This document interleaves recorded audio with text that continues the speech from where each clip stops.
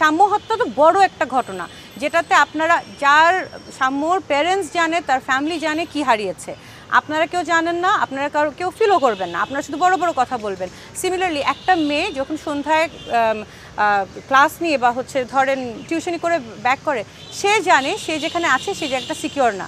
তার day to day struggles আমার জন্য বেশি ইম্পর্ট্যান্ট নাকি আমার জন্য আপনাদের ওই যেটা বলে, এটা তো জেনজির টপিক, ওয়াক হওয়াটা ইম্পর্ট্যান্ট। আই থিঙ্ক আমার কাছে আমার দায়বদ্ধতা আগে আমার স্টুডেন্টের।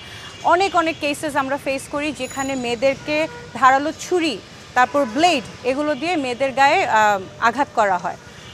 অ্যাসিস্ট্যান্ট প্রক্টর হিসাবে ফিমেল অ্যাসিস্ট্যান্ট প্রক্টর হিসাবে আমি জয়েন করার পর থেকে এরকম অহরহ কেসেস পেয়েছি।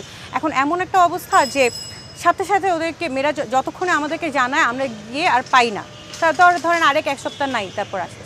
সো এসব রিপিটেডলি হতে থাকে। তাহলে আপনারা যে বললেন যেভাবে লোক দেখিয়ে এত ভেহিমেন্টলি কেন সরাচ্ছেন, fear factor is very important. আমি জানি এটা আপনারা খুব নেগেটিভলি নেবেন, কিন্তু তাদেরকে বুঝতে হবে যে আমরা এখানে থাকতে দিব না। হ্যাঁ, ওরা যতবারই ফিরে আসুক আমরা সরিয়ে দিব।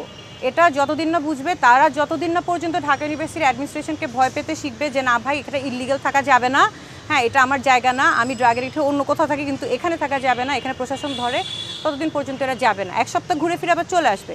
Number 1 fear.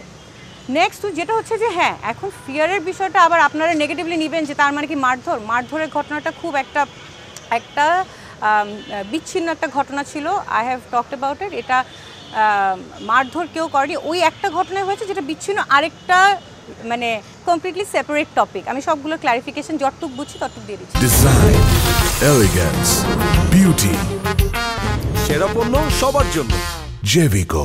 আর লাস্ট হচ্ছে পুনর্বাসনের কোয়েশ্চেন। পুনর্বাসনের কোয়েশ্চেনে আমি শেহরিন আমিন, আমি জয়েন করার পরে আমি সোশ্যাল ওয়েলফেয়ার, তারপর আমাদের ড্রাগ রিহ্যাবিলিটেশন, ওনাদেরকে চিঠি পাঠিয়েছিলাম, কন্ট্যাক্ট করেছিলাম। একবার একজন আসে তো আরেকজন আসে না, আরেকজন আসে তো ডেটে মিলে না। আর আপনারা দেখেছেন যে গত 1 বছরে ঢাকা ইউনিভার্সিটি মানে প্রক্টোরিয়াল অফিসটা যদি করি, বিবিধ টাইপের আসলে আমাদের চ্যালেঞ্জেস কাজ ছিল। তাই একে তো ওনারাও কোঅপারেট করে না, তাই হয়তো এটা পিছিয়ে চলে গেছে।